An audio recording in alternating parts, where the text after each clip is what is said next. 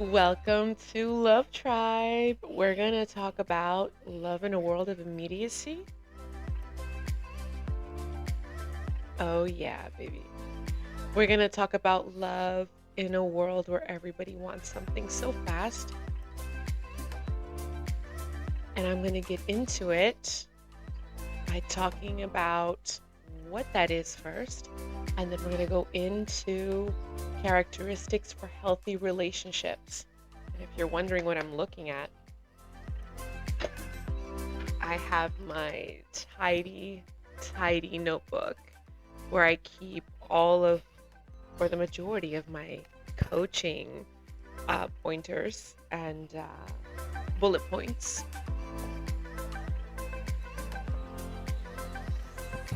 So let's get into it, shall we? Love seems to be such a huge topic for everyone. It doesn't matter at what level you're talking about it. If you're talking about it in the level of family, spouse, children, parents, friends,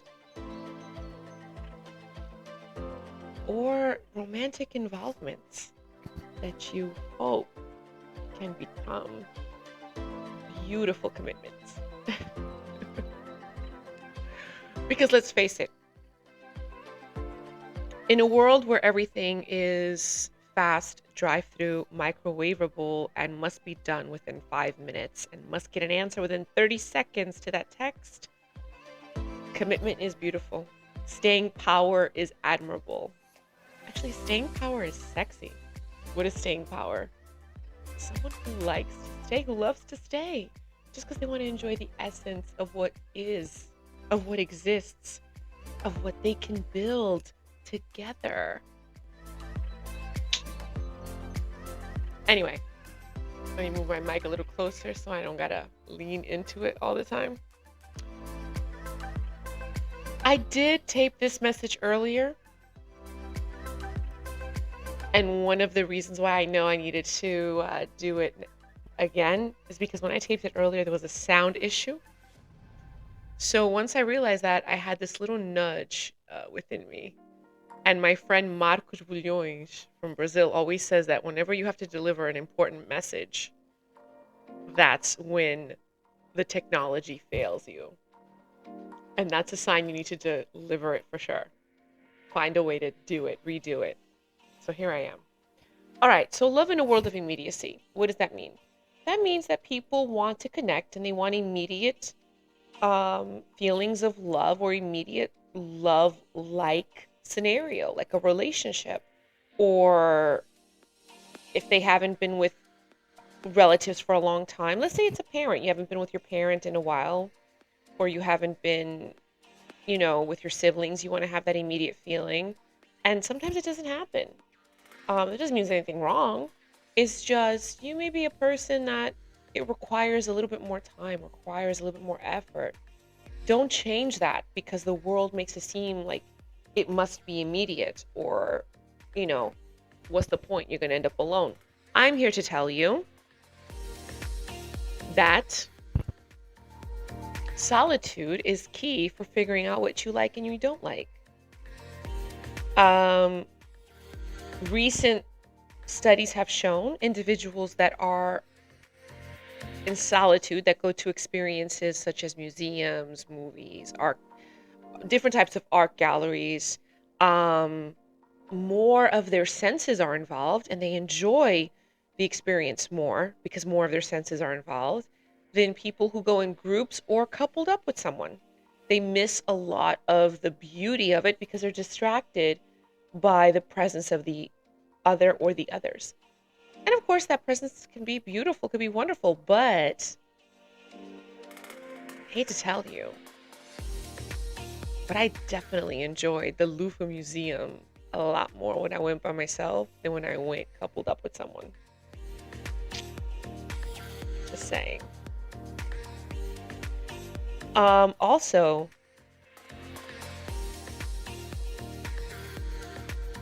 I enjoy nature walks alone differently than I do when I'm with another person. Now, both are beautiful in their own way. But if I want to meditate and I want to connect, solitude is necessary. So for every single person that's in a solitude moment, treasure it, enjoy it. It's only a season, it's not forever. So love in a world of immediacy is the idea of love being immediate just because you connect with someone, either in person or social media, or let's be real, nowadays on dating apps. How many people aren't connecting on dating apps? There's so many of them. I'm not going to name them because obviously I'm posting this and I don't want to be called on the carpet, but we know they exist.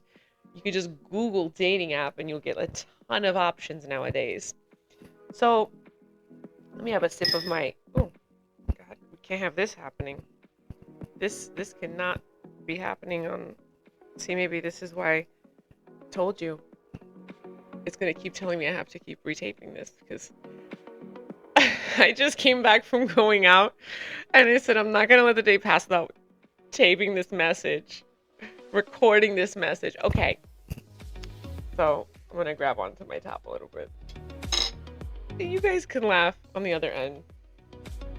I think one great thing about technology, it allows us to break the loneliness.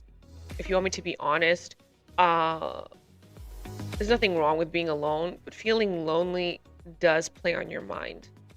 And that's why you got to change your mindset. You're not lonely. You're alone because you're meant to enjoy a couple of things with all of your five senses. You know, heck, even develop a sixth one. Oh my God. I love tea. So make sure you get you some. All right. So love in a world of immediacy basically is the concept of an immediate relationship-like scenario because you met someone, you like the way they look. Basically, it's love, or it's not even love. It's a forced relationship setting based on superficial characteristics. You know, I love the way a Lamborghini looks. I'll give you an example. I love the way the Lamborghini looks, and I love the way a Porsche looks. And I love the way a Mercedes looks, right? However, I'm not going to be driving or sitting on the outside of the car when I'm driving. I'm going to be sitting on the inside. So I'm more likely going to want the car that inside makes me feel amazingly comfortable, and that I know that no matter what I wear, I can easily come in and out of the car without struggling. Lamborghini's a really low car. Just saying. Mercedes might be more comfortable. Just saying. But that's me. Maybe for you it would be with, the Porsche. I don't know. But in relationships, the same thing. You're not going to have a relationship with the exterior. You're going to have a relationship with the person's mind. So if you're trying to form love if you're trying to form a relationship based on just simply what you see is what you see, what you like, it's never going to work. It's never going to work. Because in the end, that's not what you're having a relationship with. You're having a relationship with the person's character. So let's talk about that character. Let's talk about characteristics. Characteristics for healthy relationships. And usually when I talk like this, I haven't given a speech in quite some time. But when I did, I take my time, I pause so that the message can sink in. And also, the listener has a better shot of understanding what was just said before we go on to the next thing. So just to let you understand, that's how I flow. I like to take my time. My spirit animal is a turtle. I enjoy, the essence of life, and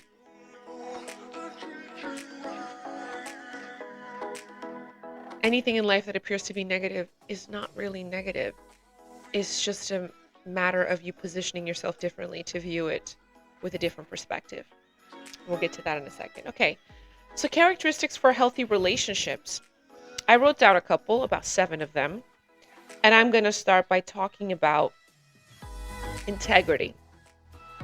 Integrity is the first one on the list for me. It doesn't have to be the first one. None of these are in a particular order. But I wrote integrity is the first one because I feel like nowadays it's so easy to be flaky. Flakiness has become the norm, and becoming the afterthought seems to be, the way to go, even in the dating world. Like, oh yeah, let's do this last minute. And some people try to disguise that as, oh, I'm being spontaneous. It's not spontaneous if it's a consistent last minute idea. Where is a person's integrity? Are you a man or woman of your word? When you say you're going to do something, do you actually do it? Do you make it happen? Integrity is not about timing or the on-time factor. Integrity is about making it happen because you said it. Now, of course, situations arise and you can't make something happen. Okay. Integrity in a person's character ensures that they're going to communicate that they can't make it happen and the reason why. Integrity is going to make sure that you move with sincere intentions. And integrity is not going to allow you to backstab or betray somebody. Because you have integrity, not just in a connection or in your relationships. You have integrity with yourself. You're not going to backstab because you understand that you don't want that for you. Integrity allows for you to put into play the building of the most important feature of a relationship, and that is trust. You want to build trust in a relationship? Have integrity. You might say, well, what about the other person? Don't be relating yourself with people that you have to keep questioning all the time. If you have to keep questioning them all the time, you shouldn't be relating to them anyway. We only question what we doubt, and we doubt what we doubt because of insecurities or because we're unsure or because we're confused. Well, then maybe those are not connections for you, or maybe you're not ready for a connection. But when you are diving into the world of connecting with people, and I guess I'm going to take it more on a romantic side more than, relationship, with family and friends. When you are connecting with people on a romantic level, then you gotta keep in mind that if you have so much confusion, insecurity, or doubts, or fear that it's going to be a repetition of something from before, perhaps you're not ready for it. Let's stop thinking that relationship to relationship to relationship is the way to go. Oh, I forget one person by getting involved with another. That's a horrible mode of operandum. That's a horrible procedure to follow for your romantic life. You're putting wear and tear on your heart. For what? You're going to be the one that's going to suffer the consequences of that, because the other people are going to keep going out of your life. So you got to be mindful. Are you ready for a connection? Because to be ready for a connection, you have to be a person with integrity. Why? Because you want to build trust. Are you going to be thinking about what the other person is or isn't doing? No. Because you don't attract anything to you that is worse if you are in a better place. I often have said to a couple of my life coaching clients when they've asked me, I want to have a better life. What do you do? How can I live my life thinking with a mind like you do? I've had that question a couple times. And then I ask immediately in return, I say, you want a better life? They're like, yes, I do. I'm like, be a better person so you can attract better into your life. How do you be a better person? Well, generosity, having integrity, being kind, being graceful. And some of these characteristics that you need to be a better person, guess what? They end up being characteristics that you also need for a healthy relationship to develop. Healthy relationships. Relationships that people that connect with you are going to cherish you and they're going to want your company and your presence. They're going to want your energy around them because you add value to their life. Not because of your title, but because of how you make them feel. Because that's really what ends up being important, is how you make people feel. So let's propagate a feeling of kindness, of love, of care. That's what Love Tribe is all about. Enlightening the mind, enlightenment through wisdom, so that you can awaken within yourself. I love ginger tea. Ginger and mint tea, like one of my favorite combinations. If I'm not drinking coffee, probably a ginger and mint tea will do. Okay, so integrity. Another reason why integrity is important, aside from building trust, integrity is important because it also enables you to value another person's word, to value another person at their word. And valuing doesn't mean you praise them. No, valuing just means that you appreciate. And when you appreciate, you are attracting more of that into your life, into your circle. Appreciation and gratitude are things that, as we practice them, we attract more of it. And the more that you are living in that mindset, the more that you are inputting those thoughts of appreciation and gratitude in your mind, not only are you attracting that, but you're also making that your default. So then the smallest thing in life that's beautiful, like, I'll give you an example. When I wake up in the morning and I walk in my house and I go to my sacred space, and if you want to see my sacred space, you can watch the previous episodes. I think I recorded 2 of them there.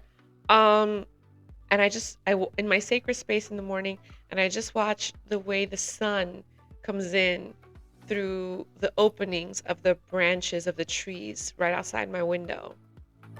And I just love to contemplate and appreciate that view. Simple detail like that, because I appreciate that. I've only been able to get to that because I've been practicing the mindset of appreciation and gratitude for about 7 years now. 2016 was a big turning point for me. And that's when my entire life changed and shifted, because I started practicing what I'm preaching now. So all of this stems from integrity. Integrity is important because you also will start to realize it's not about being a person of your word with other people. It's being a person of your word with yourself. Integrity is important with yourself. Having integrity with yourself is telling yourself, I am going to get on a healthier track in my life. I don't care what I have to do. I don't care what I have to do. You literally get to the point that you don't care what you have to do. You are going to change a situation for the better. Self-integrity makes sure that you don't give up on yourself. It's not just a building of trust. It is a building and a fortifying of commitment wherever you apply it. It could be with yourself. It could be in a relationship. I have a what's the word? Almost like a commitment now, that anyone that I interact with in my life, I will let them know at some point that I have love for them. I don't care about the negativity that ensues in the connection before I exit myself out, or if I still remain. I will at some point let them know that I love them, because I've understood that's what people have the least of. That's what we don't have enough of. And those who find it hard to believe, actually, what I've come to realize, so that's a commitment I have with myself, right? that I will for sure let those people know how I feel about them. But what I've come to find is that those who have a hard time accepting or believing when I'm letting them know that I have love for them, those are the ones that suffer with self-worth the most. The people that I have shared that I care about them and they take it in, they're happy about it, they have a good amount of self-love. They're confident and they're happy with themselves, and they're able to correspond back without hesitating. Those who don't respond back immediately with love, I don't take it as a rejection. I take it as they're still struggling with self-acceptance, with self-integrity, with self-forgiveness. And so they don't know how to correspond with love because it's not the norm that they live in. And we may say, well, the world is dangerous today, this and that. And yeah, it is true. I'm not saying I'm walking around everywhere letting, past a person saying, yeah, I love you. No, I'm talking about the relationships I have established that I'm friends with, maybe romantically involved with or been with, before, relatives. I'm trying. Even people that I work with or people that I have worked with or clients that I've had. I'm letting them know. Like, hey, I have love for you. Or I love you. It's hard for people to say that because they never, let me fix this, it's bothering me. They don't have enough of it. They never really imagine that they're going to hear it. They have difficulty saying it sometimes because they didn't grow up hearing it maybe. Okay, so integrity is important for a healthy relationship. The only way that you can have it is by being a person of your word. Start by doing that with yourself. If you find it difficult to veer off of being flaky, maybe it's because you're constantly flaky with yourself. Don't say you're going to do something and then last minute do something different. Don't make a promise and then don't fulfill it. Don't avoid making promises with the fear of, I can't live up to that either. Try making promises for something to yourself. Every Monday, I am going to do this activity. I don't know what it is, whatever your favorite hobby is, whatever you enjoy doing, just do that. For me, it became going to the gym. Every Monday, I will go to the gym or I will work out at least 30 minutes every Monday. And now I did that for such a long time, for about 5 years. It was every Monday for me. I mean, I work out about 3 to 4 times a week. But Monday was my day that I was like, I don't care what happens. I'm not going to miss a Monday workout. That now I can miss a Monday workout. You know why? Because I'll do it Tuesday or already did it Sunday. Because I'm committed to that as part of my life, as part of me. It's my lifestyle now. I don't have to put integrity on the table for that anymore because I've already done it. So that's why I know when it comes to telling someone what I'm going to do or that this is going to be done or involved in a project and be like, I'm going to complete it or I'm going to be a part of this group or because I will do it, because I know I will do it. Why? Because I've put it into play enough in my life for myself that now I do not fear promising someone in my life that I'll be there for them for something special. I'll show up. If you invite me and it's important, I'll show up. Okay? And sometimes I show up, I don't even care who the people are. I don't care who the person is. Sometimes I've shown up and I've met the most interesting people at events, or I've shown up like I had these 2 friends. They were involved in something amazing and it was a celebration. I thought it was just going to be family and friends I was invited to.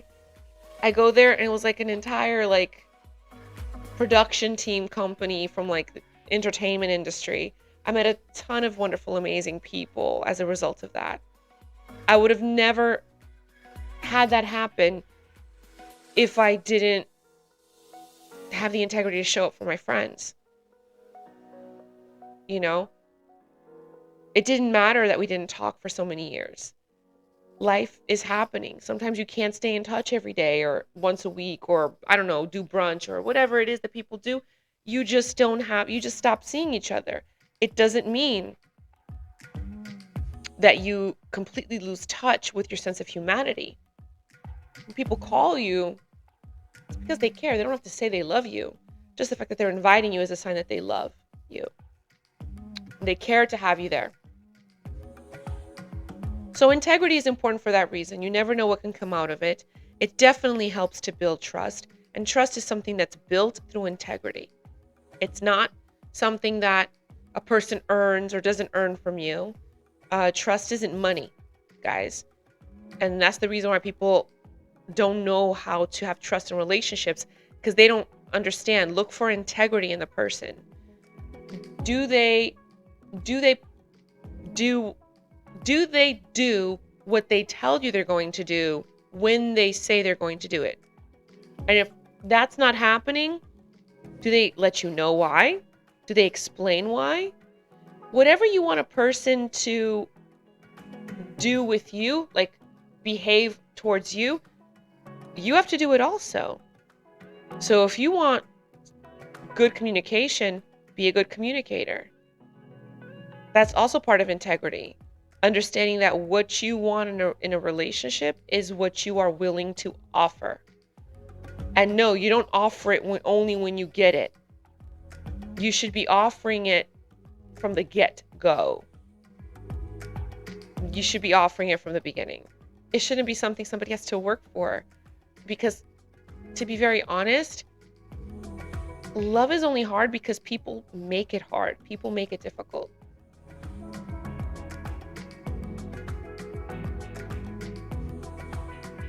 And that's been proven in a variety of ways. Do a simple test, give kids recess. A very simple one. Give kids recess or give them, I don't know, toys. With no rules, no explanation, no nothing. And if they're in a group, eventually they start to develop rules and regulations and commandments for how they're going to play and who has the right to what toy and who should be the leader and who shouldn't. They do that by themselves. They complicate playtime. Just saying, human brain is so tricky. We will take the simplest thing that can be enjoyed, and we will complicate it simply because we feel the need to have a pyramid structure to our life, to our activities. Love is not difficult. Okay? You need integrity to build trust in a relationship, because that's a hand in hand situation. If you lack integrity, you will never be able to trust the person you're with, because you're not going to believe who they are towards you. Why? Because you lack integrity. You are not who you are towards others. You are not the person you say you are towards others. You're faking it. You're pretending. You're inviting them on a date, or you're suggesting A, B, and C, or you're making plans, and you know that you're going to flake out last minute. You just know that. And you're not going to explain it to them. That's a lack of integrity. Trust can't be built on that. It's worse than a shaky foundation. It's basically sand on top of water. So integrity is primordial to a healthy relationship. Okay. The next one I have here is transparency and honesty. This one tends to be the hardest one for people to understand. Transparency and honesty. But it is also important to have if you want to have a healthy relationship. Transparency. Saying exactly how you think and feel with no fear from the beginning. As a matter of fact, in the beginning of connections, in the beginning of developing a relationship with someone, I would say connection, because first you have a connection and then you choose to grow it into a relationship or not. And then as you're together in the relationship, you choose to grow together towards a certain direction. That's really how it goes. You don't meet someone and immediately you're in a relationship. they're not immediately your girlfriend or your boyfriend. No. Respect the fact that the other person has a life. Respect the fact that the other person may need more time. Unless you have a conversation about it, there's no such thing as immediate. And if it is immediate, it's not going to last. It's not going to stay. Now, I do know some people who, they meet on like first date. They go out, they have an amazing time, like a very amazing time. And they've been married for like 20 or more years. Okay, but that's like winning the lottery. And we all know that only one person out of millions of people win the lottery at a time. So it may not be you, and that doesn't mean that it can't, happen in a different way and be amazing. But again, if you're a person that is not materialistic, you're not superficial, there's depth to you that you love, and you also love to know the depth in others, then guess what? Love in a world of immediacy is not going to work for you, because you require characteristics for a healthy relationship. Everyone does, because even after you're married, you still need to be working together to have a healthy marriage. Marriage is work. You don't get married and like you live happily ever after. Yeah, it's happily ever after if both of you are dedicated to choosing to love each other every day, because love is a choice on a daily. It's not just you choose it one day and then that's it for 10 years. No, it's a daily choice. It's a daily committed choice to the yes. It's a daily committed choice to the I do every day. Reminder. And with this world's temptations, you definitely have to have a daily choice reminder in your head. Transparency and honesty. So what is this? How can you put these together? Because when you're transparent, you're like a glass of water. It's see-through. Both people know what they're getting into. They're not really hiding behind a mask. You're not dating their representative. You're not going to a date with a representative. You're perfectly okay enjoying yourself, sharing a lovely conversation. And in the end, if you feel like something that transpired or was shared you don't like, you say it. But say it politely, say it nicely. Why? Because you're classy. Because you're worth it. You're not going to lower yourself and be rude. You're not going to lower yourself and be unkind, because you don't know what the other person's dealing with. It takes a lot of courage to go out on a date nowadays, whether you're male or female. When I talk about male or female, I'm not talking about, anatomical design. I'm talking about mentally. Because sexuality is mental. Sexuality is in the brain. It stems from how your brain is wired and how it processes sexuality, not from how your body is designed. However,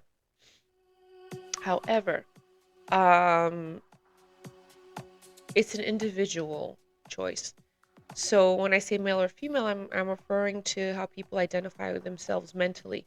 I will say dating is difficult. It takes a lot of courage. It takes bravery to be face to face with someone, because at some point, unexpectedly, whatever you're trying to represent yourself with may shift, and the person may know the real you. So why not just be transparent from the get-go? And that's one thing that being enlightened allows you to do. You finally realize there's so much more value in being transparent, because you have a lot more courage to say, I'm sorry, this is not for me. Or this was great, but I don't think this connection will work out for me. As opposed to just keep things going just to have a person. You're going to end up being stuck in a relationship you didn't want that way. So transparency and honesty is important. But be transparent with yourself. Admit to yourself what you like and don't like in a person. So that when you are in a scenario where you are talking, getting to know someone that has the characteristics you've already pretty much told yourself you don't like or you're not interested in, then you can easily say to them, listen, you're a lovely person, but I don't think this is going to work out. This is not my moment, you know? Because sometimes it's not. We try to push a moment, we try to make something happen, but don't make decisions in a mindset of being desperate, in a mindset of just wanting to fill a void. Sometimes the void you need to fill is the one that requires your presence. It requires you to have time with yourself, not with another person. Because another person's not going to make you happy. Another person's not going to fill any void that you have inside of you. Another person's not going to be the happiness of your life or even the love of your life. No. They're going to be the love for your life. They're going to add happiness to your life, but they're never going to be that exact thing for you because they themselves have a journey they're also taking. Okay? So transparency and honesty allows for you to say, you know, what makes you happy, what doesn't make you happy, what you like, what you don't like, that you want to eat. I don't know. Sometimes you go on a date and you just want to say, I'm hungry, I want to eat something. When you are comfortable being yourself because you are regularly transparent and honest on a regular, again, it becomes your default. All of these characteristics, when you put them into play, it becomes your default, becomes your way of being. You don't have to think about it. So don't think that I'm telling you this. It's like, oh, I got to think about all these characteristics to have a healthy relationship. No, the point of this video is to have you understand what needs to be present for healthy relationships to exist. Okay? Start practicing them and putting them into play. And without even thinking about it, it will become the way that you are. It does. Okay? I'm here to tell you that it does. Honesty is super valuable in a relationship. Be honest about where you stand. Now, here's the thing. This doesn't mean that what you share with someone today should be written in stone. Because a lot of times you don't know what you want or you don't know what you are referring to or what setup you think works for you until you're in it. And I'll give you an example. I had this one client of mine that, you know, was describing her desire to have kids. She wanted to have kids. And that's what she wanted. So if she met anyone and they didn't want to have kids, she just completely took them off the table for dating. Like they just weren't even considered. And I was trying to tell this client of mine, I'm like, well, just go because sometimes a person will tell you right now they don't want to have kids or that they're looking for a scenario where kids don't happen. But that doesn't mean that once they're in a relationship with you, maybe you guys negotiate different things down the line. And this is for men and women, male and female. Allow space in your life for your honesty to change. But be honest today with what the reality is today for you. You know, that's so important. So what does that mean? That means that how you feel about a scenario today, share it, definitely. Be honest about that. But allow space to also say, but you know what? Maybe in a relationship in a few years or a year from now, or just in a relationship, maybe I'll feel different and maybe it's on the table or maybe it's not. But it depends on how our relationship goes. Because when you develop a connection and it grows into a relationship, move towards a commitment for lifelong scenario, two people might change their mind with each other for goals that they have together. That does happen. And I think people don't allow space for that. We get so set in our ways that we think that the outline we have for ourselves today is the outline forever. That's my life. But I'm here to tell you life is going to throw you so many curveballs. what you're honest about today, a year from now, you may want something completely different. It might happen. And you have to allow space for that and be comfortable with that. So, honesty for me in a connection has been basically just saying, hey, I feel like I don't want this anymore, but it's still on the table. Should it be something that in a relationship pops up and maybe I negotiate it different with that person? Allow space for that. Why? Because you never know what might happen out of that. And you also never know the beautiful connection you may develop and grow. I mean, maybe you're missing out on great people because you're being so stuck in your ways and you think you're being transparent and honest when really what you're being is stuck in your ways and limiting your life instead of allowing it to expand. So transparency and honesty has nothing to do with just being yourself and showing them who you are, how you live, what you do, what you think, what you want, what you don't want. It's also being able to say, you know what? It might still be on the table because we change, we evolve. Our way of being is always attempting to evolve to be better. That's why some people have what's called spiritual awakenings at different points of their life. And spiritual awakenings can come through tragic events, traumatic events, accident events, different events that take place that break your heart are events that are happening to spiritually awaken you. I'm telling you. So all those things you have on your outline, they might change. Allow space for that. Allow yourself the honesty to accept with yourself what almost everyone knows. Your outline is not going to be your life. And if it is your life thus far, something's about to change. You're about to be surprised with something that you don't think is coming. So just be aware of that. Transparency and honesty is important. The next characteristic for a healthy relationship is be genuine. Be genuine. Don't be fake with someone. Don't lie your way into a connection and then think, oh, I'm going to see how it goes. Go with the flow. No, be genuine. When you use lies to grow a connection with someone or to get connected to someone, you are, first of all, you are damaging yourself. You are putting the weight of that pain onto yourself because two things might happen if you lie to develop a connection with someone. That person may enact revenge on you when they find the truth, or that person will forgive you because they're a wonderful person, and there are people like that. And that energy of their forgiveness is going to weigh on you. It's going to catch up to you. Okay? Because that's the other great power of forgiveness, is that when you forgive, you're basically releasing that energy that's heavy on you.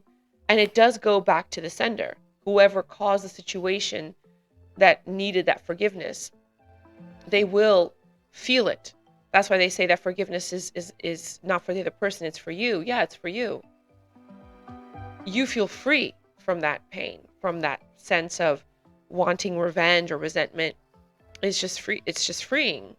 It's a beautiful feeling.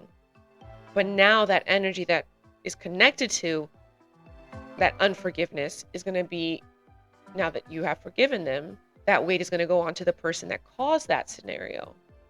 So if you are not being genuine, be ready for the consequences. Being genuine is important for a healthy relationship because no matter what the course is of that relationship, the fact of you being generous is going to bring forth a positive solution almost 99% of the time. Of course, you have to consider, well, it's a relationship is two people, it's another person or other people, if we're talking friends and family. But if we're talking about your character, because you want to have a better relationship and healthier relationships with people, then it's your character and the characteristics of you that matter. This is about looking within and making yourself better. You make yourself better, your relationships become better. It doesn't matter how other people behave or act. You're going to know how to navigate in and out of a connection because you're going to be confident enough to know what's okay and not okay because you know what healthy looks like. Once you know what healthy looks like, you're never again going to have unhealthy stuff. You're not going to have unhealthy things in your, or I shouldn't say unhealthy things. I should say you're not going to accept unhealthy relationships in your life. You might try to repair them, fix them, make them better. And if they don't go that way, then you're going to release them. Because you're going to be strong enough to release them because you're going to have these characteristics. But the only way to have these characteristics is you have to put them into practice. You can't just know them by word. You know, as a matter of fact, I think there's a biblical passage that says that, oh yeah, faith alone is nothing. It requires works. So you do need to put into practice what you know, what you learn. You cannot just say that you know it. Knowing it is not everything. You need to practice it. It needs to become who you are. It can't just be what you talk about. All right? So being genuine is important. Also for yourself. Your spirit needs to see you being genuine with yourself in your life. You know, I'll give you an example. And I don't want to, and I'll use personal. I'm going to use a personal example right now. Now, I went to the movie theater to watch a movie, right? This is what I wore with some cute jeans. Uh, and of course, it probably looks dressy or whatever. It's a weekday, nighttime, and I went to the movies looking like this. Um, this is what I like. This is what I felt like wearing today. This is what my spirit felt like putting on today. So I physically did that because I want to be genuine to myself.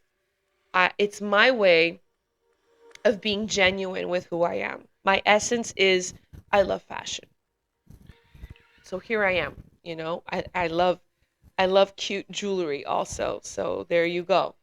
You know, I like to do a little makeup to go out, even though I've been home most of the day. Went to the gym. I'll still get myself cute, even if it's just to go to the movies. I went with my daughter. But sometimes I go by myself too. I'm not shy about that. You know, I'm not intimidated about going alone. But I went with my daughter. I still wanted to look cute. You know, a date doesn't have to just be a romantic one. A date it could be who you go out with, you know, make it special regardless. You know, a friend, mom, dad, sibling, one of your children. If it's romantic, obviously you get cute, whether you're male or female, you know. First impressions do count. Impressions count. But it doesn't mean dress to impress. See that we got to change that concept when it comes to being genuine. It's not about dressing to impressing. People came up with that saying and it became a commonality that we use a lot of times, a common phrase. Impressions are important because you give people a sense of your essence based on the impression you give them, based on what they see from you, right? But dressing to impress is not being genuine.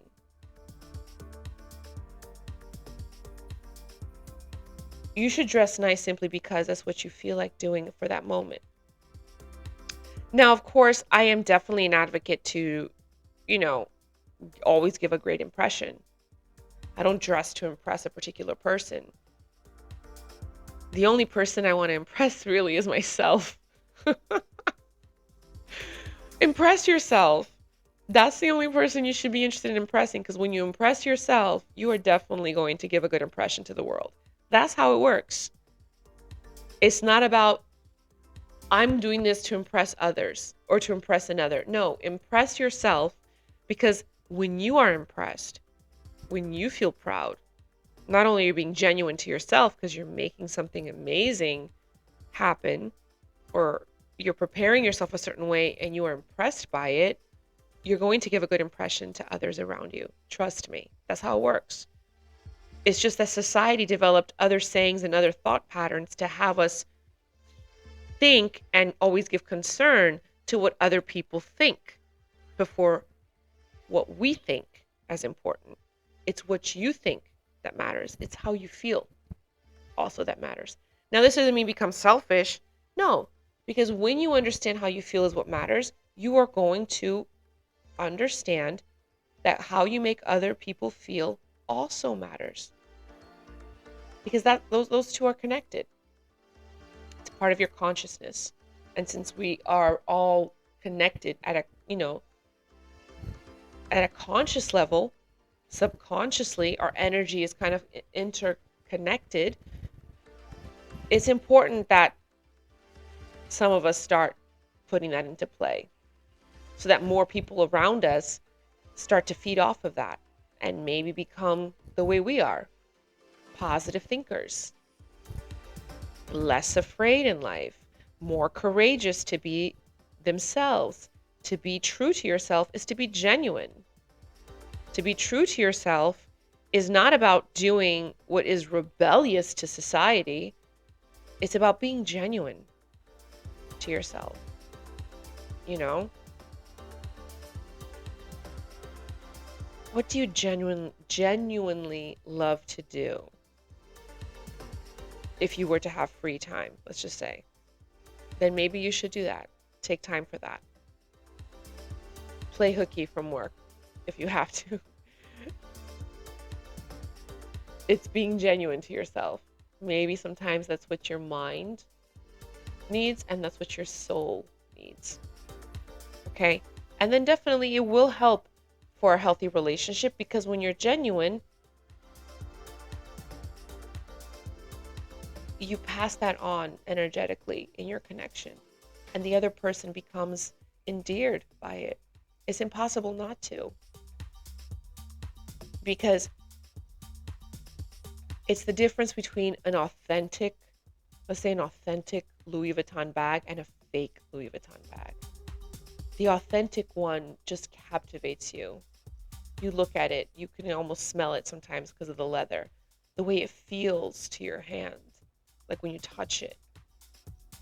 Versus the fake one, you can tell when you touch it. You could tell when you look at it and there's no smell to it. You could definitely tell. And then look at the inside of the bag, you could definitely tell the difference. So why am I using a handbag analogy? Because the genuine one, even though we're talking about name brand stuff, which is material world stuff, think about it. People are attracted to it. They're endeared by it. They desire it because there's not a lot of them out there. They're limited edition, some of them, limited collection, right? So be genuine. Why? Because you're going to stand out. You're always going to give a good impression. Always. Even if there's stains on your shirt. An accident happens and something rips on your piece of clothing, or let's say you fall and you just get messed up visually, for whatever it is you're going to do.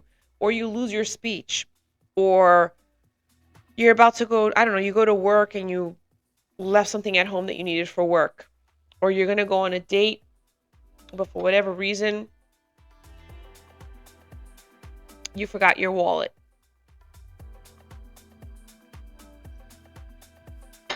Be genuine.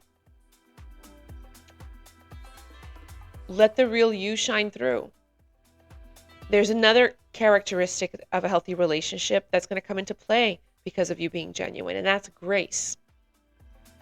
Grace is what you give another person because you understand where they're coming from. Grace is putting empathy into play. Grace is your ability to admit your shortcomings and not be embarrassed by them, which also is connected to being genuine. Grace is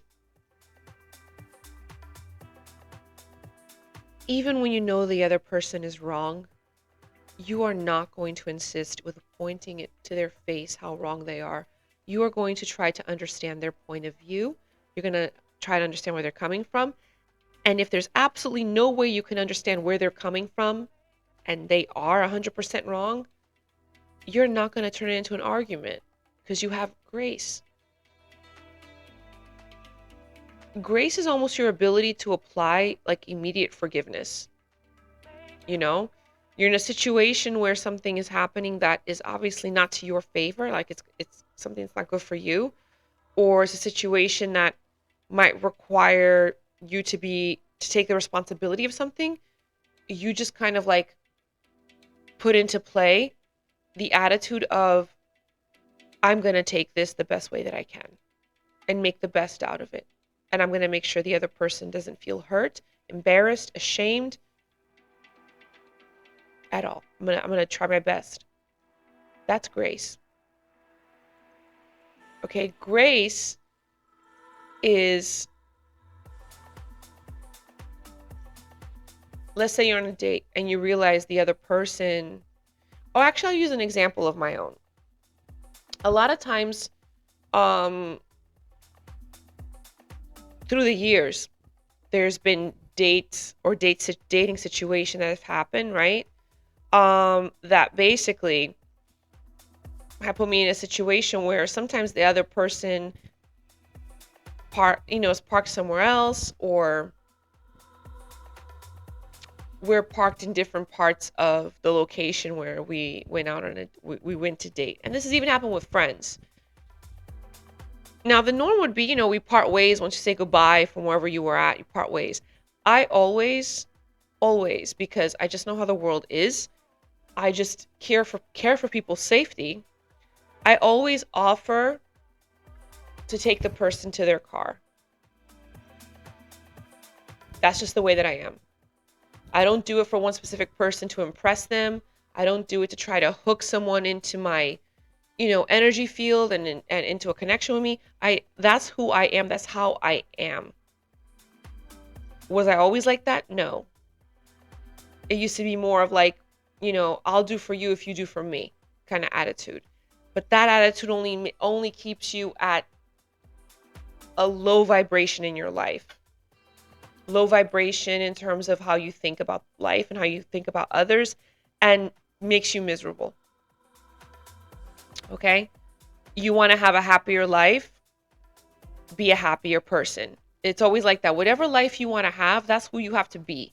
You want a better life, be a better person. Happier life, be a happier person. A more loving life, a life with more love, be a more loving person. You have to apply exactly that what you want in your life.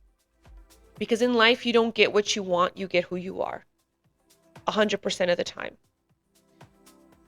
Your struggles aren't really struggles. Your struggles are just points that exist to strengthen you because of something that's coming around the corner. And sometimes your struggles are points that are strengthening you so that when life does change for something different, you don't take it for granted. Let's stop thinking about struggling and difficulty as, oh my God, how can this happen to me? And start to analyze it from a perspective of, when you want to grow certain things in your body, you want to grow your muscles, you want to become stronger, you have to apply stress to the point that that part of your body struggles to do the movement. Okay? Trainers will call that like you basically exercise or lift weights with that muscle until the muscle can't do it no more. You apply maximum amount of stress. Okay? And you just keep going at it until the muscle can't do no more. That's how you know you basically are exercising to fail. And when the muscle fails you, that's how you know that you're doing your job. Why? So that the next time you come to work out, you can lift a little bit more weight and you keep increasing it in that process. The same goes for struggles. So what does this have to do with grace? Because struggles also allow you to understand the value of giving grace to others. Grace is almost like I mentioned a little bit ago, the immediate application of forgiveness.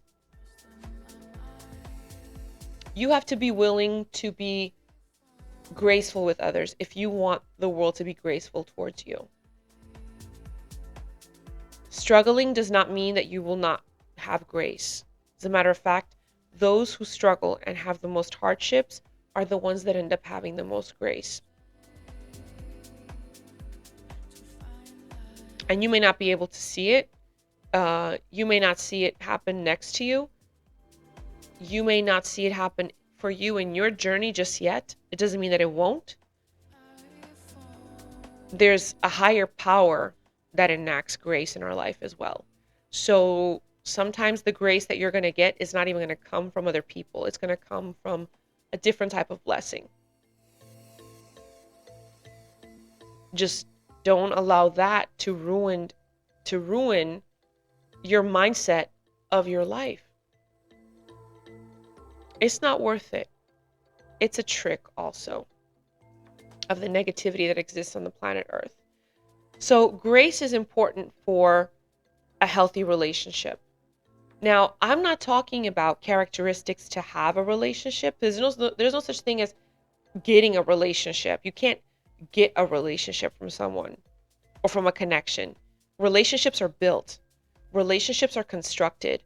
Relationships are agreements that are made between two people to go in a particular direction with each other. If we're talking about romantic, if we're talking friendship and familial, even in those relationships, there's kind of an understanding of what's happening. Like, I know when I go out with some girlfriends, sometimes we split the bill, and sometimes, I'll pay for the other person, and the other person then's got me the next time. There's that understanding, there's that give and take in those relationships that just exist. In a romantic involvement, there should be a conversation. Where is this going? And that shouldn't be threatening, and it shouldn't feel like pressure. Because if you're moving with integrity, with transparency, honesty, being genuine, you have the grace to have that conversation and not make the other person feel, I was going to say the other people. How many people are you having a relationship with? You're not going to make the other person feel bad for wanting to know where things are going.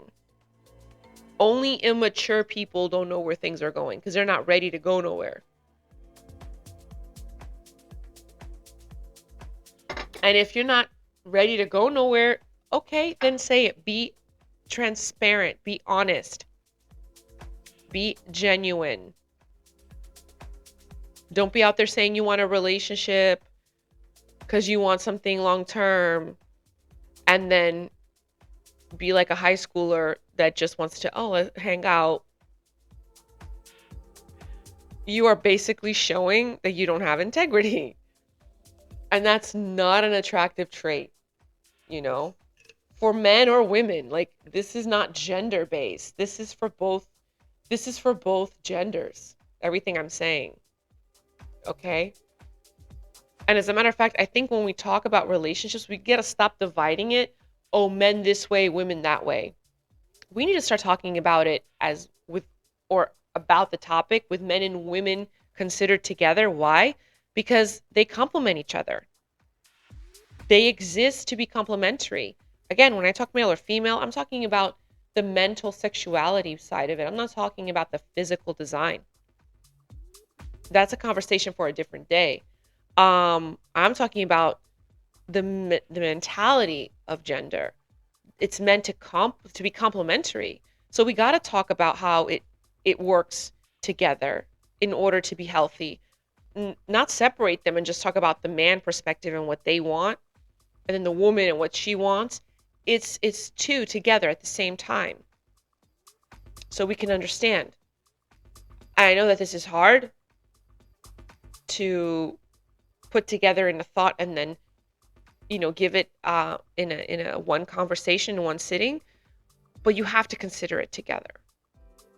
As a matter of fact, anytime that I've thought of relationship, I've often thought of my responsibility of how I make another person feel.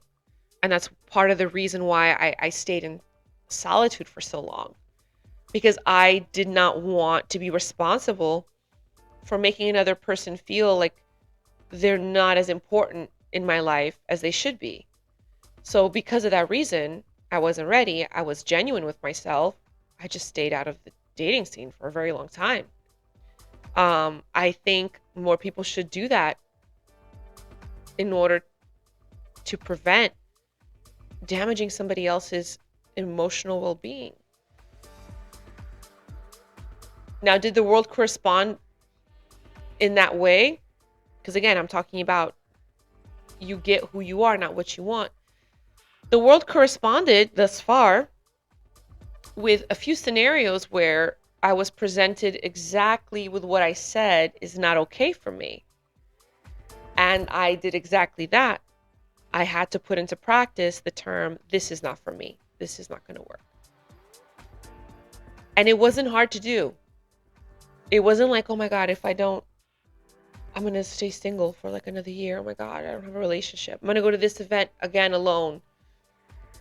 I wasn't even thinking that. I was just thinking like, you know what? This is not for me. You know why? Because I won't be able to be myself with this person, because I already don't like some of the things I'm noticing on them, such as they're flaky, such as they're not fully honest, such as what they call transparency is actually sugarcoating their reality, which is full of lies that they don't want to admit to themselves. You can't heal other people. And even if you love them or love someone, you can't heal them because of your love. That's not likely to happen. Again, that's like winning the lottery. You can't heal other people. Other people have to be willing to accept healing. Other people have to be graceful, to be open to it. And not everybody is, because everyone's timing is different. So the world gave me a lot of scenarios thus far that put me in a position to put my money where my mouth was, basically. And I did it. And I enacted with such tenacity that now I have the confidence to be here and be recording this and giving you this information and this wisdom, because it's not just a couple of bullet points that I use to train a couple of clients to have a better mindset when it comes to how to be better in their relationships. I actually put it to the test. And this is here for everyone, whether you're married, you're single, divorced, which that's a topic for a different day also. Divorce doesn't mean, you should be ashamed for the rest of your life. It takes just as much courage to fix a relationship that is going, that feels broken, as it does to get out of a relationship that's broken. It takes courage no matter what decision you make. It's not easy. Okay? But no matter which decision you are taking, if you're going to fix a broken relationship, both parties have to be involved and willing and dedicated and 100% genuine with one another. If it's to get out of it,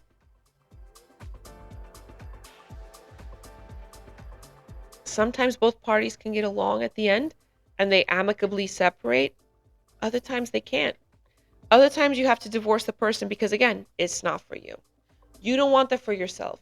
You rather have years of living in complete and utter solitude than to be with someone who's dishonest, who's murky, who is, has lack of grace, not just with you, but you just see that with everyone else.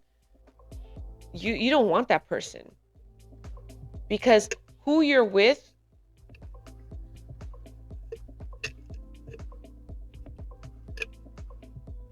No, let me fix the mic here. I'm gonna just adjust it. Sorry.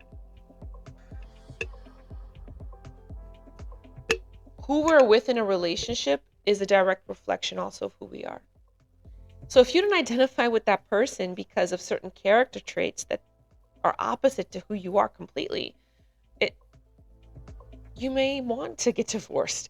Don't be ashamed of that.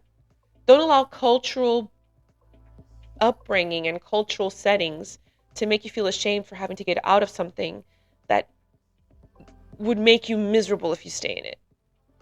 It takes courage whether you want to stay and fix what's broken, but to do that, it requires two people to be actively working on that together. It takes just as much courage to get divorced. Is either way. So everything I'm saying is for any type of relationship setting. The next characteristic you need for a healthy relationship is compassion.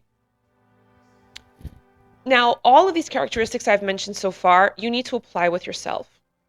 That's why solitude is important. Solitude is important because it allows you to apply character traits that you need in order to be happy with yourself. Once you can apply them to yourself, you then know how to apply them in a relationship and make your relationship a healthy one. Make the way you relate to others healthy or healthier. Now, back in the day, people used to get married when they were very young, right? When they were much younger. And you would question, well, how did they have time to love themselves or self-discovery? They also didn't have a lot of technology that we have today. They also weren't distracted by a lot of things that we have today. They were a little bit more isolated than we are today from certain things in the world. So it allowed their mind to develop things about themselves and awareness about themselves that nowadays people are struggling with because of all the distractions that happen, of all the distractions that exist. Okay? So that was the difference. Back in the day, they would farm. People don't farm anymore. Now they pay to go to the gym and do the exact same work they would do if they were, if they had a farm or if they were working in a farm. Nobody wants to work, manual labor, but they'll pay to go do manual labor at a gym. So those kind of activities and jobs people used to have decades ago enabled them the time, the mental space for self-discovery that nowadays we don't have as much, is what I'm trying to say. So compassion is important because this is the reason why. Let me get into it. Compassion allows for you to be timely with your understanding towards another person. That means that you're not going to rush to conclusions. You're not going to let assumptions take over your thoughts or your assumption be the answer to what you're doubting. You're going to apply compassion. You're going to be patient with your time. You're going to give it a moment before you start thinking the worst. You're going to apply compassion in this way. Let's say the person maybe doesn't show up for you for something. And it does bother you. It makes you feel almost like they kind of, rejected you. It's a feeling of rejection in general when they don't show up for you for something. It would mean so much if they would just be present and just be there. Compassion on your end would be to communicate to the person that their presence was missed. It would have been really beautiful to have them there. But you understand that they couldn't make it, and that's okay. Maybe there'll be a next time. You don't turn that scenario into an argument. You turn that scenario into a clip in your mind that you store away. Now, if a couple more of those happen, still apply. I still recommend applying the same behavior, but make a decision. I don't think that's the connection for you. If a person cannot show up for you ever, if it's been 3 or 4 times, sorry, no. It shouldn't have even been a second time. You can understand the first and the second, yeah. But after that, I'm sorry, no. Because if you're a person of integrity, like you, meaning you, like yourself, you wouldn't do that to them. You would show up. You would make arrangements to be there. And that's not what you're seeing, then no. Compassion allows you to not turn situations where you make decisions of a yes or a no into an argument. Compassion also allows you to apply understanding and know that you are able to still be kind, even in a scenario of something that hurts your feelings. Feelings are temporary. Feelings are not permanent. Feelings are like waves in the ocean. They're there right now. They're not going to be there hours later. Don't make decisions based on feelings. Don't alter your behavior based on feelings of the moment. Feelings are not permanent. Okay? They exist because, we're spirits in a physical body experiencing emotions and thoughts and savoring tastes and smells and touching and seeing different things, colors, views, landscapes, listening to different music, hearing the birds chirp. That's what we're here for. That's what we're experiencing, right? Feelings are not meant for you to make a decision for major things in your life. They will fool you. They will trick you. That whole concept of follow your heart, no. It's a bad one. Because your heart feels one way today, tomorrow it's different. So if you want to be a person that has staying power, whether it's professionally, whether it's romantically, whether it's, relationship related with friends and family, following your heart is not the way to go. Okay? Acting according to your feelings is not the way to go. Do what makes you happy, not the way to go. You need to do what will bring happiness into your life. When you think of terms of life, you're not going to do what makes you happy, because what makes me happy right now is to go, I'll use, myself. What would make me happy right now? Gee, I want to get a ticket to New York.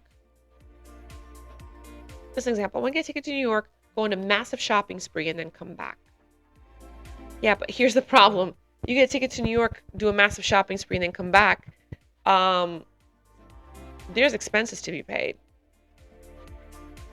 Your girl comes back. There are things I am responsible for that I'm going to have to handle. Let's take that from an emotional route. I want to do what makes me happy. You know what? I am going to call that person and we'll go out again. Even though I didn't like them, but I don't want to be alone. It'll make, oh God. It'll make me happy to go on a date.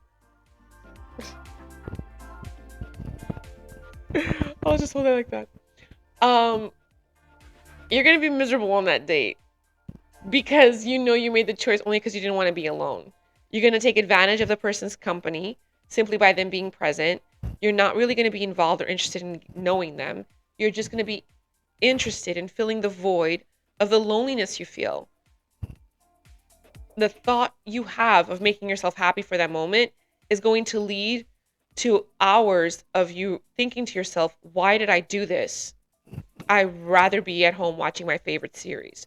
Or I'd rather be, I don't know. I should have taken myself out to dinner. I'm sorry. I'm gonna fix this top.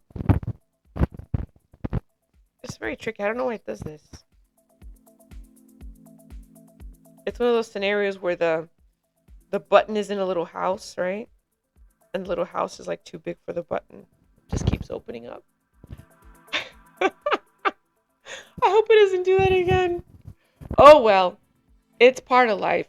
I can't have a channel that applauds authenticity and then try to hide the imperfections that take place. That's not gonna happen. Um, I'm being genuine with all of you here right now. Compassion is, see, I'm being compassionate with myself. I'm not feeling like it's the end of the world because my button opened. I have a top underneath, so it's not the end of the world. Um, and self-compassion has allowed me to not just, cut the recording and start all over again. Okay, so compassion is important. Apply it with yourself. Uh, Another example of how you apply it with yourself. Let's say that lately there's something you used to do in an amazing way that now you just don't feel it anymore. And then you feel bad about it, right? Be compassionate. Maybe you're going through some, I don't know, physical or mental changes, or your spirit is trying to tell you to appreciate something else for right now. Um because no one thing that you do in your life should be existing 24/7, because then it's not going to be the way you are. It's going to become an addiction, and addictions always lead to you fearing something, either fearing of not having what you are addicted to, so you may overdose on it, or an addiction can have you fearing what will happen if, for whatever reason,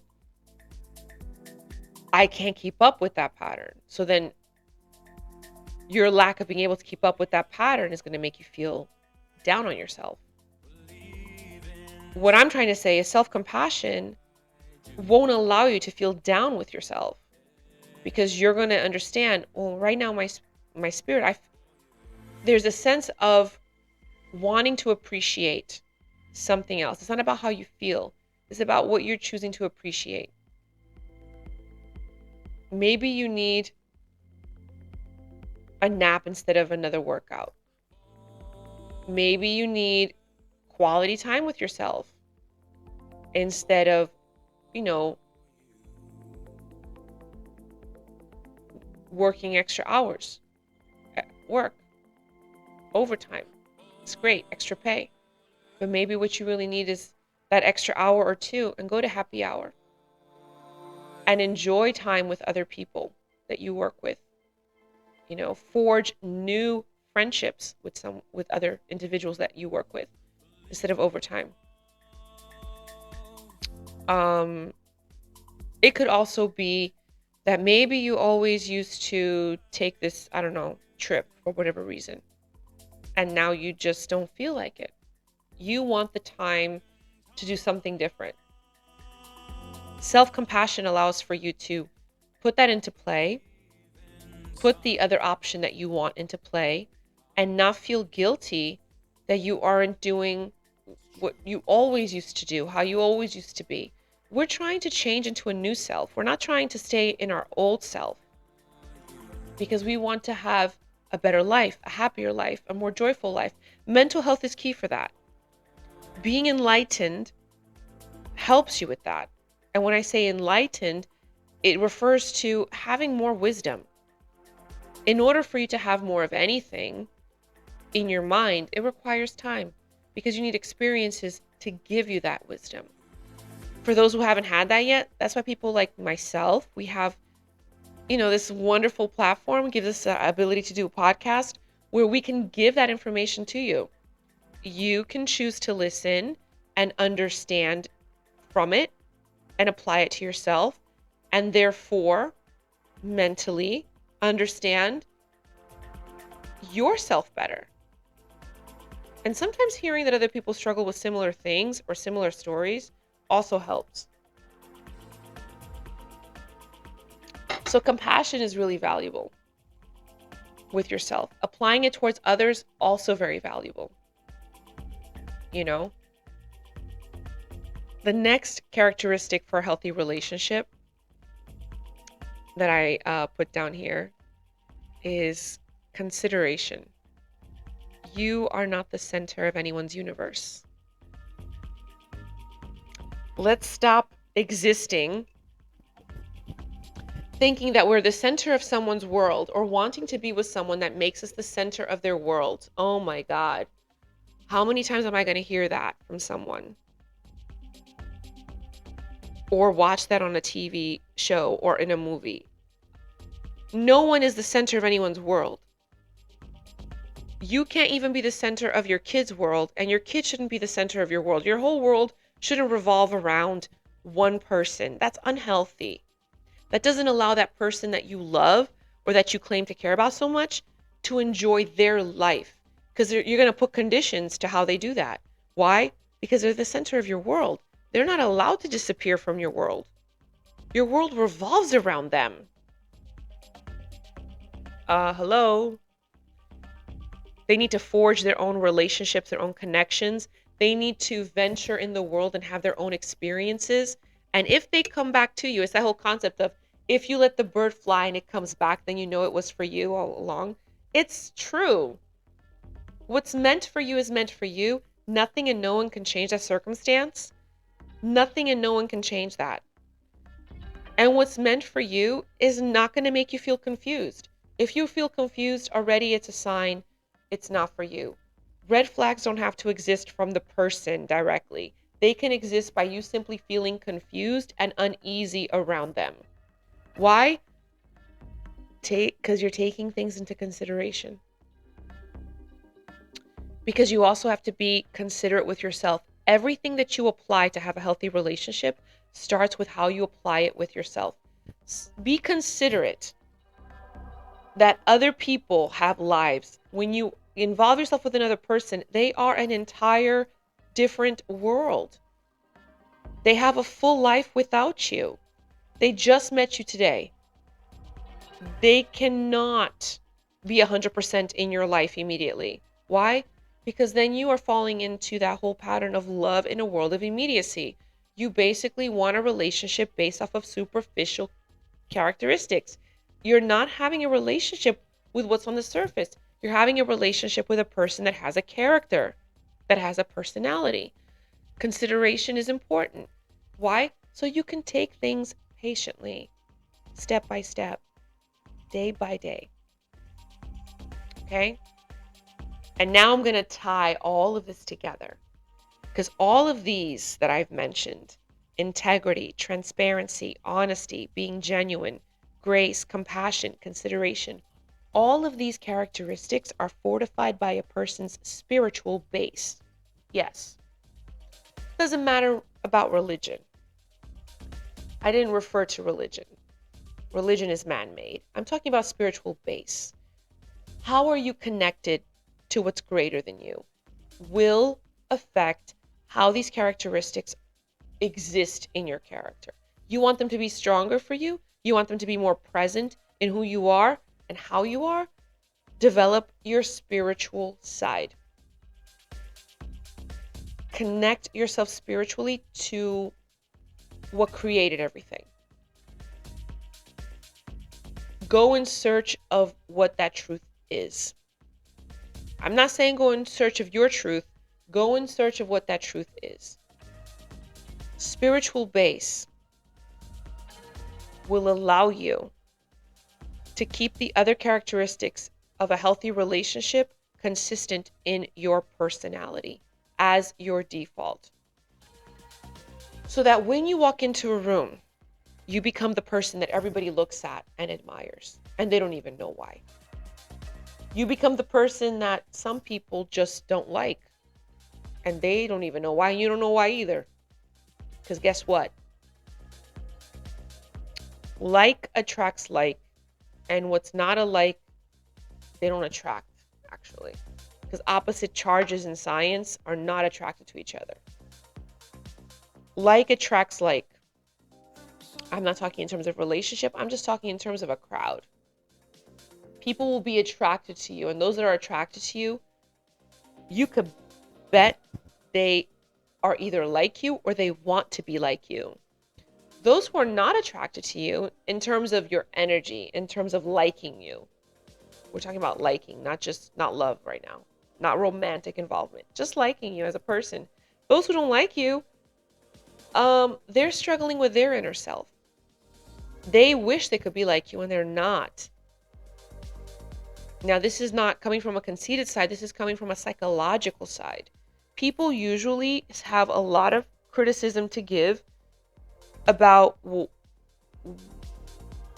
what they're, let's say they're talking about a specific person and they're criticizing that person negatively in a terrible way.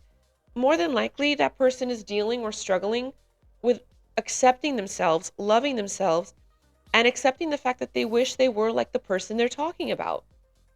Let's stop this pattern of believing that when someone talks bad about someone, maybe the bad stuff they're saying, there's some truth to it. No, never.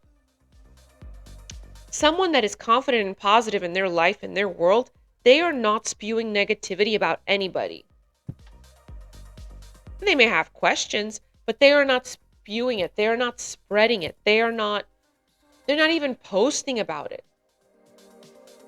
They're not even thinking in that level. If anything, maybe they're gossiping about their own self, their own life. Things that are happening with them, they talk about it a lot. I love those people. Talk about yourself. I'm one of those people.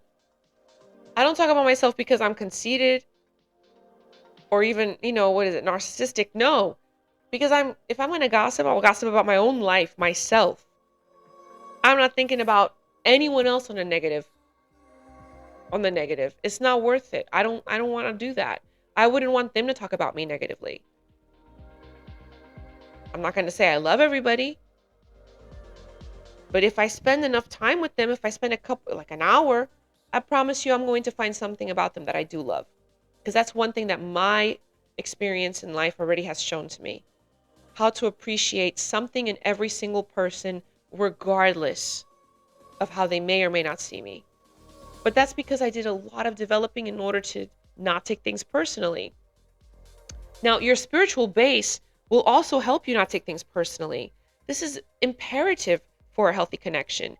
You cannot take situations, comments, or whatever, or even behavior from your partner or the person you're getting to know personally. Because again, they're their own world. You're your own world. Okay? Just because they're not messaging you 24/7 doesn't mean they're not interested. They might have other things going on. Okay? Consistency doesn't always mean healthy. Sometimes consistency of one particular pattern might mean overly clingy, which initially you think you want, but you really don't. Not when you have your own things that you want to do, your own activities, hobbies, people you want to spend time with that don't involve that other person. You don't want clinginess. See, a lot of times we are tricked into thinking we want something because we miss having a particular attention or we crave having love a certain way. And we see it on TVs and movies and they have this whole romantic honeymoon phase set up of the people that start dating and they're glued at the hip all of a sudden. I'm sorry, that's not healthy. Anyone that you go to therapy for will tell you that's not healthy. Because you lose yourself. And when you lose yourself, you run the risk of not noticing the behaviors you are basically okaying that you shouldn't be okaying. The conversations you should be having that you're not having because you are living in a la-la land in a way. Now, this is not to say that la-la land should be completely, forgotten. No, still live it, enjoy it. But give your connection time to develop. Be brave to have the conversations that are valuable. Ask the questions the ones that make you feel like, oh, this is like, I'm not sure. Ask the question. Be brave. Be brave. You're worth it. You're not asking the question for you. Pretend you're asking the question for a friend. Pretend you're asking a question for a friend. It took me a long time to recognize this, but I finally got the perspective. And I've told a few clients of mine to do this in the past. When you are standing up for yourself, do not think of yourself in the today. Look at an image of yourself when you were younger. You're standing up for that little girl or that little boy. You're sticking up for them. You're asking questions because they're valuable and they don't deserve to be lied to. They don't deserve someone that has a lack of integrity. They don't deserve to live in a murky water in a relationship. They deserve transparency. They don't deserve to lose themselves and stop being themselves and not be genuine in a connection, or to be with someone who's not being genuine. They don't deserve a lack of grace.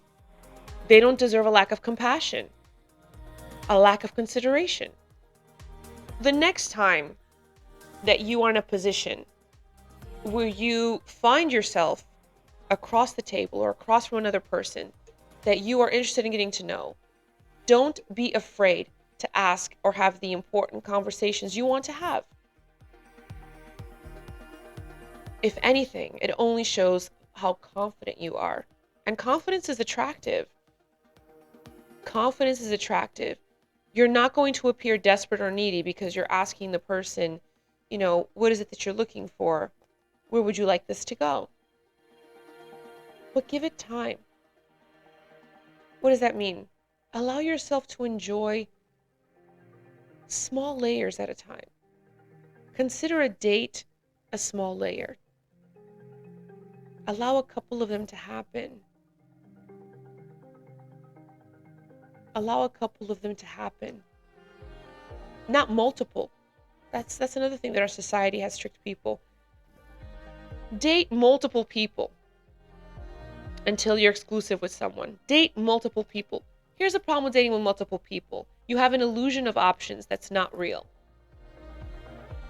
What does that mean? You have multiple people that you're seeing. There's characteristics in like all of those people that you enjoy. You don't have a feeling or desire to keep seeing any one person of those, I'd say 4 or 5, because your mind has an illusion of options. Your mind doesn't, the brain can't tell reality from imagination. That's a psychological known fact. So basically, the multiple dating of people scenario puts your brain in a situation of thinking it's kind of making a human connection with another person romantically already. Right? Because you're experiencing those feelings over and over and over with different people. But to your brain, it's the set of feelings. So the set of feelings is a relationship, much like what we get from our cell phones. We get a certain rise of how we feel using the cell phone. So we keep going back to it. It's not a particular app. There's several apps you could be using on the phone, but the set of apps is on the phone. The set of apps, like, the set of feelings. That's why multiple people is a big mistake. What you want when I say take each date as a small layer of what you're trying to build is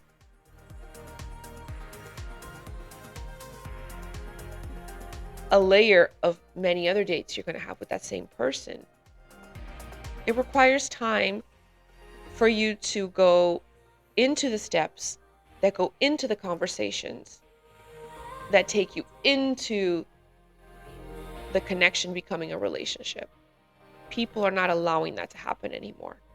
They're living based off of what they think are options, which are only illusions. And then they're falling into the guise of not understanding that you're not developing a relationship with anyone because you're only connecting, but you're not staying. Connecting is easy. A relationship can also be easy. It just requires you choosing to stay. getting to know better. And if you get to know a little bit better and then you realize you don't like it, have the integrity to just say, this is not for me, whether you're male or female. Stop being afraid of who lets go of who first. I can't let this happen to me because I'm going to do it before they do it. Don't let your ego make choices for you. Tame your ego. That's why your spiritual base is important. It allows you the ability to have your ego tamed. You only let your ego come out in certain moments where you need a little sprinkle of it to give you the courage to take a step for something. But do not let your ego regulate or manipulate you when it comes to your relationships that require love. Your ego will always lie to you and make you think, well, I'm better than this. Yeah, everyone's better than everything. But so is the other person that you could be with. But before you start pointing a finger at them, look at yourself. Look at yourself. Don't allow your ego to be the one that does the looking for you, because your ego will always lie to you. And the spiritual base will help you tame that. You can never kill the ego. Ego death also is another new age philosophy lie. You can't have ego death. Christianity, Christianity, and in the Bible actually, it talks about death to self. Death to self, what does that mean? You don't put yourself first anymore. You don't consider yourself as the most important anymore. Death to self is not ego death. Death to self is you recognizing that you're not in control of everything either. Death to self is basically being able to be all of the characteristics I mentioned without putting yourself first all the time. Now, this is not to say that you stop loving yourself. It's because you love yourself. It's because you know the taste of putting yourself first that now you know how to put others first while still having a sense of your own importance. Because your sense of value and importance doesn't come from others and how they treat you, and it doesn't come from your ego. That's what death to self is. Ego death isn't real because you need ego. It is there in your brain. It's not going to die. It is a piece of you that you need to accept. Once you accept it, it can no longer manipulate you. Because when it starts to come up and wants to do that, I want to say rebel, but I didn't mean rebel. What really the word is you go the opposite direction. Or you take more time to make a decision. So spiritual base is important because in order to have a healthy relationship, you need to be able to cherish your blessings. And you're not going to recognize blessings in a phone full of options. But if you have a spiritual base, you will. You know why? Because no matter what the external world presents to you, you know where everything comes from, and you appreciate it much more because of that. You value it much more because of that. Your spiritual base will also determine, in a way, who you link up with. Not that it has to be from the same exact belief system as you, but just the fact that you believe in a higher power. The way you believe in that higher power is what matters. How you have a relationship with that higher power is what matters. Higher power for me being God. Your relationship with God is an everyday thing. It's not a once a week thing or special holiday thing. It's an everyday thing. So if you're that kind of a person, you're going to want to link with people that for them it's everyday thing as well. That's the whole equally yoked concept when it comes to the Bible. Now, why do I mentioned the Bible already twice? Because you could find a lot of scenarios in the Bible that basically fortify what I just explained for healthy relationships to exist. Having integrity, being transparent, being genuine, being graceful, having compassion, consideration, having a spiritual base. All of these are there. They're in every religious book that has been written in the history of human time. Every religious book that exists that has a message from the divine has this specific thing listed. Relationship psychology has these characteristics listed.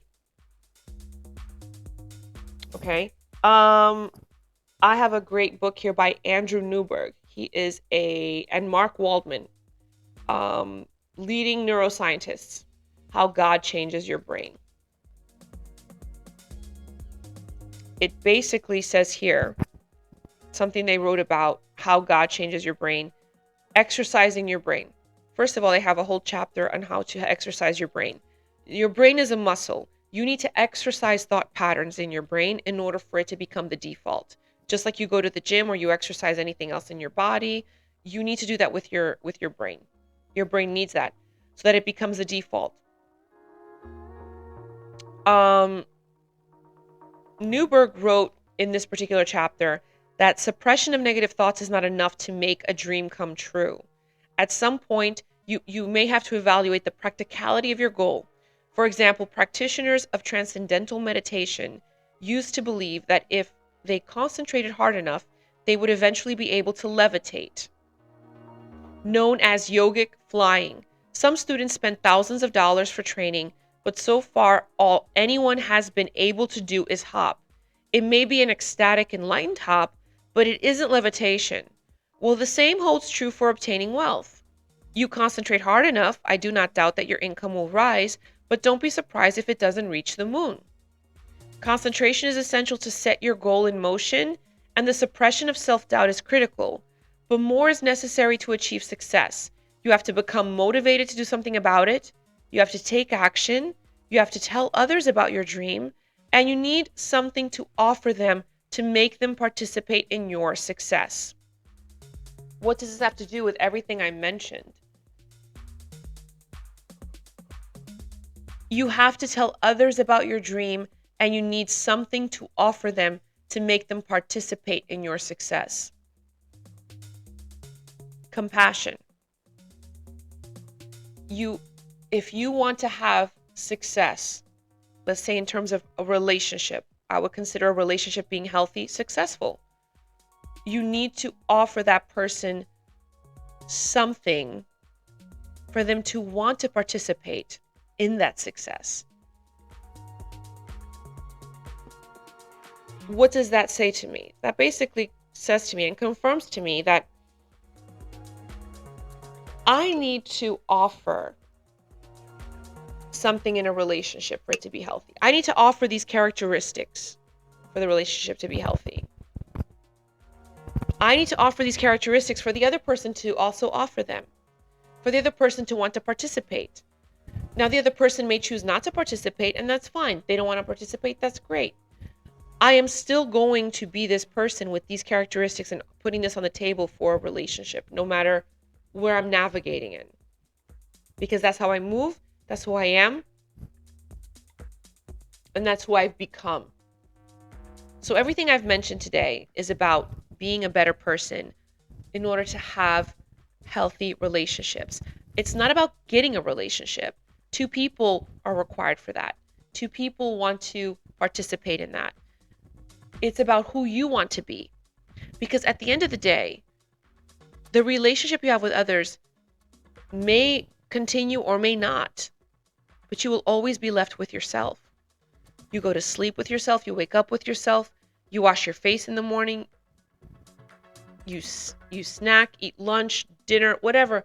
Whether you're sitting with people or not doesn't matter, because you will always be with yourself. So being at peace with who you are is very important for healthy relationships, because it will not allow you to shift your energy. This whole concept of matching energy is not the truth, guys. You don't match energy. You keep your energy high regardless.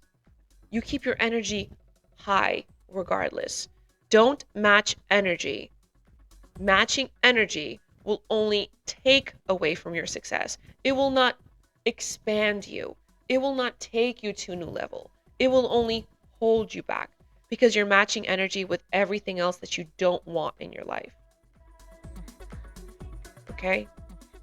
Also, the way the world is today, there is nothing wrong with showing that you care for another person, even if they don't want to be with you or you don't want to be with them. Why? Because at the end of the day, we don't know what's happening. Let's stop always taking it down the route of, I can't believe they did this to me. I didn't deserve that. Or, who do they think they are? I mean, there's some individuals that need that kind of treatment. Preachers will say that, you can't just expect evil to stop. You have to stop evil. You have to make it stop. So if you're a good person, you have to make it stop. Okay. But again,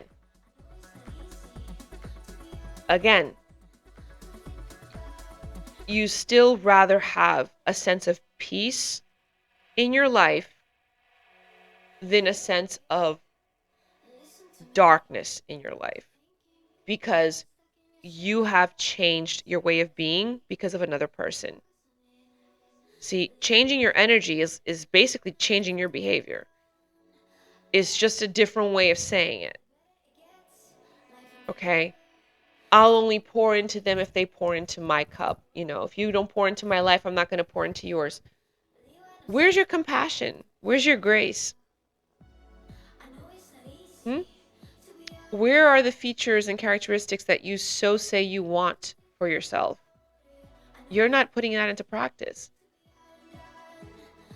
It's not about pouring onto others because they pour into you. It's about you do it because you choose to do it regardless. Now, if people are not doing that for you, well, maybe there's reasons behind that. How are you as a person?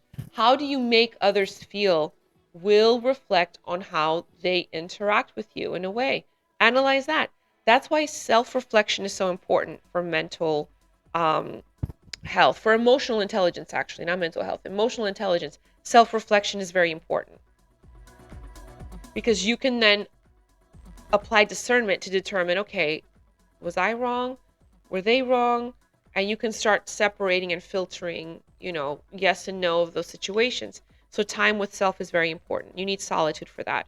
If you're constantly in a relationship, constantly mentally busy with the factors connected to that, to relationships, you're not giving yourself time for self-reflection. And it could be a problem. So today, I hope something that I've shared has been helpful. I tried to take it nice and smooth and relaxed. I don't know what I'm going to talk about next, but I know it's always going to be connected to something that has to do with enlightenment or wisdom, so to help you awaken within.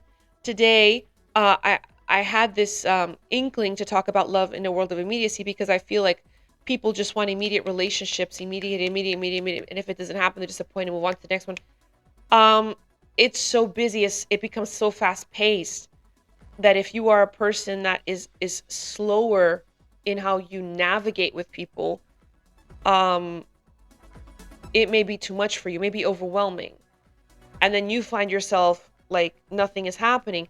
The reality is you might already have these characteristics for healthy relationships. You're not finding that. That's why it's not staying. Staying power is not just about the person choosing to stay. It's the connection itself, the bonds that you're making. They're not staying. Why they're not staying? There's things that don't match you. There's things that don't equal to you. That's why they're not staying. There's not always something that you have to fix about yourself or change about yourself because you're getting better. You're not changing. You're getting better, But if bonds or connections or relationships are not staying, it's really not a confirmation that something is wrong with you. It's a confirmation of it's just not matching you. And if it's not matching you, why is that? Is this something that you have to better in yourself? If it's not something you have to better in yourself, then maybe it's something that the other person has to work on. Maybe they are not ready. They just don't even realize it. Because a lot of people want what they want, but they don't want to be what they want. What does that mean? A lot of people want a relationship, but they don't want to be the person that's healthy to have the relationship. So they want a healthy person in a relationship with them, but they don't want to be healthy themselves. They don't want to alter and be better. They don't want to reinvent themselves or renew their state of being to be healthier for a relationship. So they want what they want, the relationship, but they don't want to be what they want, the healthy person in a relationship. So then you take a healthy person that's like, hey, I'm here, I'm ready. And the other person that's like also wants a relationship, but they're not healthy themselves because they haven't gone through the healing, or they haven't even tried. They haven't really done the work. And then you're connecting, you're a loving person and things are great, but it's not staying. And you're like, what the heck? Well, the reason is people want what they want, but they don't want to be what they want. So if it's not staying, it may be because it's not matching you. Don't try to match it. Always try to be better. It's not about matching, it's about being better. It's not about pouring into someone's cup. It's about pouring into something new together. It's not about getting attention from the village. It's about building a kingdom. You see how all of these things are not about the external and everything else and options. It's about the next level. To be the next level up, to go to the next level up, you have to definitely better yourself. Offer that to someone else. Unafraid of what you do and do not get. Have hopes for great expectations. Whether they happen or not doesn't matter, because you're not going to match them. You're going to always keep taking yourself to a better place. So today in the Love Tribe, I just wanted to share that with you. I really hope some of this helps you. I know it definitely has helped me. I've put it into play. I put it into practice. I've used it with my clients. They have happy, fulfilled relationships as a result of it, if not with another person, with themselves. Because the value of self-love doesn't come from you adoring yourself in a narcissistic way. The value of self-love comes from you finally understand how to love another person, because you can put all of the things I just mentioned into play with yourself and with another. I hope you've enjoyed this. Thank you so much for staying with me this long, for listening, for being here. I really do love you. I hope you subscribe. I want to continue this journey. If you comment down below, please ask me questions, write in suggestions, comment whatever, negative or positive. I love it all. I take it all in. It all works for the good, no matter what is happening. And if you want to contribute to my podcast, to the channel, to the growth of what I'm trying to do, definitely check the show more section. I have some information there. I'm on Instagram, lightworker143, which means know thyself. And yeah, thank you so much for being here. I love you, and I look forward to more together, because the goal here is not just about sharing tidbits that can help your mental health. The goal here is about enlightenment through wisdom, so that you can awaken within. I love you for watching, and I look forward to seeing you next time. Thank you.